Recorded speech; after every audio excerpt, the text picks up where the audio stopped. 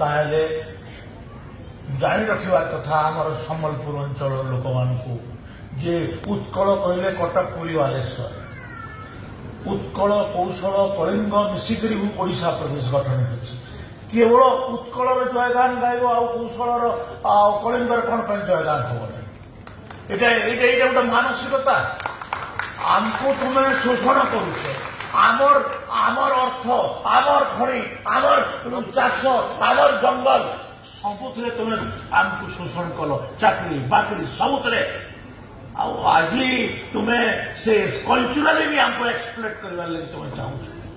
एटा की कथा आम ओडिशा प्रदेश रे मिसिथिलु ओडिशा प्रदेश रे मिसिबा आंदोलन में भी सामिल होते किंतु ओडिशा रे मिसिकरी आमर सबुठु बड़ भूल है आम ओडिशा प्रदेश रे मिसिलु आमर गोटे ऐतिहासिक भूल ऐतिहासिक भूल को आम बारंबार कहूँ तो आज आम से कथा गुड़ाक न जाइकरी आम सुभद्रा योजना कथा अच्छी सुभद्रा योजना एटा लोकंर मानकर महिला मानकर अर्थनैतिक विकास दिगरे आमर लाभ दब आकू एटा आज आमर किस्ती दि जाऊँगी एटा